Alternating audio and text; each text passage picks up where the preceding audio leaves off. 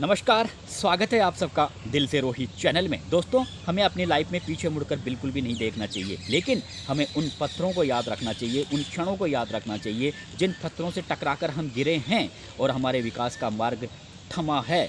उन क्षणों को याद रखना चाहिए, उन पत्थरों को याद रखना चाहिए, क्योंकि अगर हम ऐसा याद नहीं रखेंगे, उन पत्थरों को याद नहीं करेंगे, उन क्षणों को याद नहीं करेंगे जिनसे हमारा विकास थमा है, तो फिर हमें अपनी गलतियों का पता नहीं चल पाएगा। और अगर हमें अपनी गलतियों का पता ही नहीं चल पाएगा तो हम गलतियों में सुधार कहाँ से करेंगे।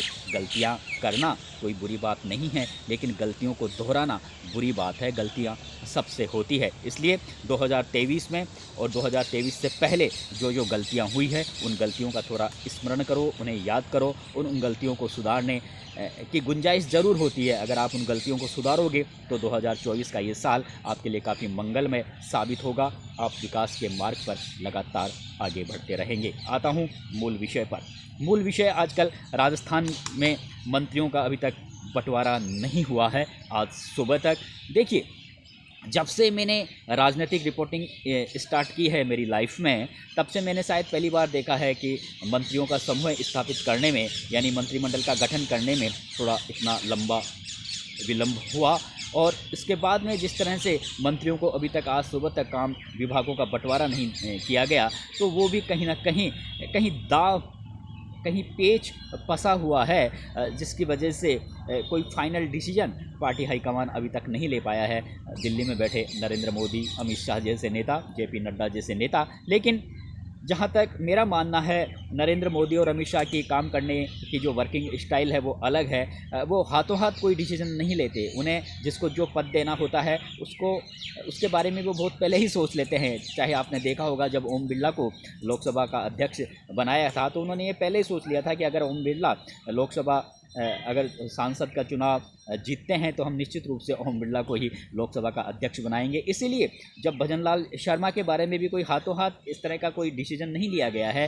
भजनलाल शर्मा के बारे में भी कहा जा रहा है कि 7-8 महीने पहले ही इस तरह का एक निर्णय अमित शाह और नरेंद्र मोदी ने अपने दिलो दिमाग पर ले लिया था कि अगर राजस्थान में भारतीय जनता पार्टी की सरकार बनती है तो भजनलाल शर्मा को चुनाव भी लड़वाएंगे और उन्हें मुख्यमंत्री की कुर्सी पर भी बिठाएंगे। तो ये जो निर्णय होते हैं अमित शाह और नरेंद्र मोदी के, वो हाथों हाथ नहीं लेते हैं। उनके दिलो दिमाग पर पहले से ही, बहुत पहले से ही है ये उनकी एक सोच होती है कि हम ये निर्णय लेंगे, चाहे इस निर्णय के खिलाफ किसी भी तरह की कोई आवाज़ उठाए और चाहे कोई किसी भी तरह का कोई ऐतराज़, आक्रोश जताए, हमारा ये निर्णय अटल रहेगा, हमारा ये निर्णय बिल्कुल अडिग रहेगा। यही उनकी वर्किंग स्टाइल है।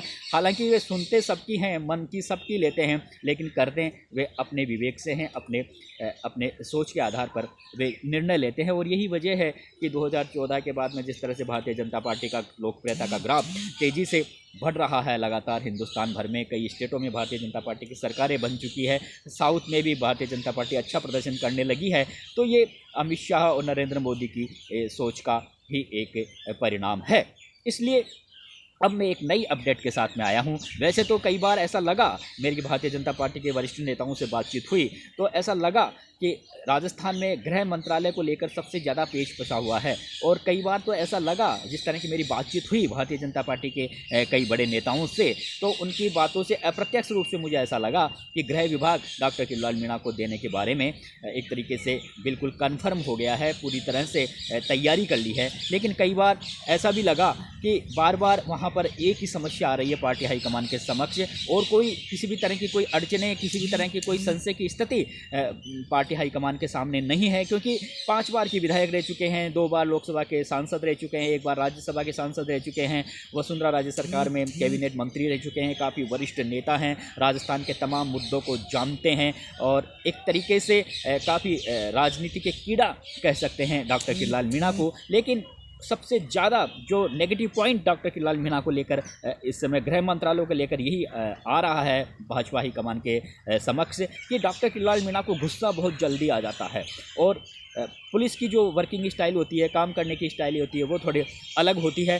तो उनकी सोच भाजपा हाईकमान की यही है कि अगर जब कोई पुलिस विभाग के आला अधिकारियों की बैठक होगी किसी बात को लेकर, जल्दी ही कोई मतभेद की स्थिति पैदा ना हो जाए, क्योंकि डॉक्टर किरोड़ीलाल मीणा को गुस्सा बहुत जल्दी आ जाता है। इधर पुलिस के जो आला अफसर होते हैं वे जब तक चाहे कोई सा भी विषय हो, कोई सा भी मामला हो, जब तक वे अपनी जांच को पूरी नहीं कर लेते तब तक वे किसी भी तरह का कोई फाइनल डिसीजन अपनी ओर से वे बताते भी नहीं हैं। तो यहाँ पर स्थितियाँ थोड़ी सी तालमेल की जो तालमेल होता है एक मंत्री और अधिकारियों के बीच में, वो इस जो फिरोजलाल मीणा का जो गुस्सा है वो काफ़ी वो छोटी छोटी बातों में जनता, हालांकि आता है उनका जो गुस्सा लाजमी होता है, वे जनता के मुद्दों को लेकर ही उनको गुस्सा आता है। जब उनकी कोई बात नहीं सुनता है या फिर जब उनकी आशाओं के अनुरूप कोई रिजल्ट नहीं आता है, जहां पर काफ़ी लापरवाही होती है, तो उन्हें तुरंत गुस्सा आ जाता है। तो ऐसी स्थिति में पुलिस अधिकारियों के साथ कहीं बातचीत के दौरान कोई टकराव के हालात पैदा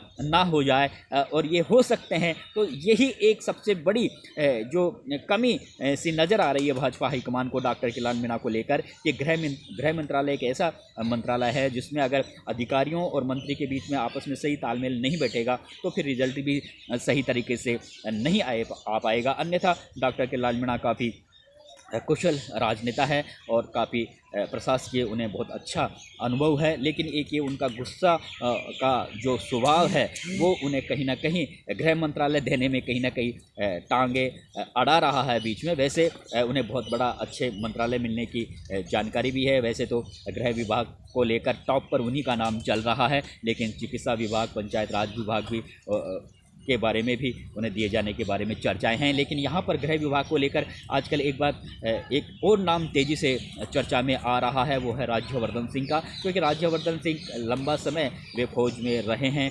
करगिल युद्ध भी उन्होंने लड़ा है और फौज में रहने के दौरान एक उन्हें डिसिप्लिन, एक अनुशासन प्रिय वो राजनेता माने जाते हैं। केंद्र में मंत्री रह चुके हैं और केंद्र में मंत्री में पद पर रहते हुए उन्होंने काफ़ी अच्छा काम किया है। अरुण जेटली के अंडर में भी उन्होंने मंत्री पद का काम निभाया है। तो और पुलिस और सेना की जो वर्किंग स्टाइल होती है वो एक सी होती है। तो भाजपा हाईकमान को ऐसा लग रहा है कि गृह विभाग अगर राज्यवर्धन सिंह को दे दिया जाएगा तो थोड़ा सा पुलिस विभाग पर वो थोड़ा ठीक तरह से अंकुश लगाने में कामयाब होंगे और एक तरीके से जो मेल होता है सेना और पुलिस का वो हमें राजस्थान में भी देखने को मिलेगा अगर हम राज्यवर्धन सिंह को गृह मंत्रालय दे देंगे तो। और पिछला अगर कुछ बयान राज्यवर्धन सिंह के देखें तो वे एक बार उन्होंने अपने बयान में कहा भी था, वो बयान काफ़ी चर्चा में भी है कि मैं नाश्ते में बदमाशों को खाता हूँ, यानी गुंडों को खाता हूँ। तो ये एक उनका दबंगाई का स्वरूप भी हमें देखने को मिला। तो एक कड़ी चुनौती मिल रही है डॉक्टर किलान मीणा को राज्यवर्धन सिंह से। ये दो ही नाम इस समय है, इन दोनों नामों में से ही किसी एक को गृह विभाग दिया जाना करीब करीब तय है। हालांकि मैं फिर से कहता हूँ टॉप पर डॉक्टर किलान मीणा का नाम है और सेकंड नंबर पर डॉक्टर राज्यवर्धन सिंह का है। अब देखना यह है कि इन दोनों नेताओं में से किसे गृह विभाग की जिम्मेवारी मिलती है या फिर किसी तीसरे व्यक्ति पर पार्टी हाईकमान विश्वास जताता है, ये तो आने वाला समय बताएगा। नमस्कार दोस्तों, अगर ये वीडियो आपको पसंद आए तो इसे लाइक और शेयर करके मेरे चैनल को सब्सक्राइब करके मुझे ज़रूर आशीर्वाद प्रदान करना। नमस्कार दोस्तों।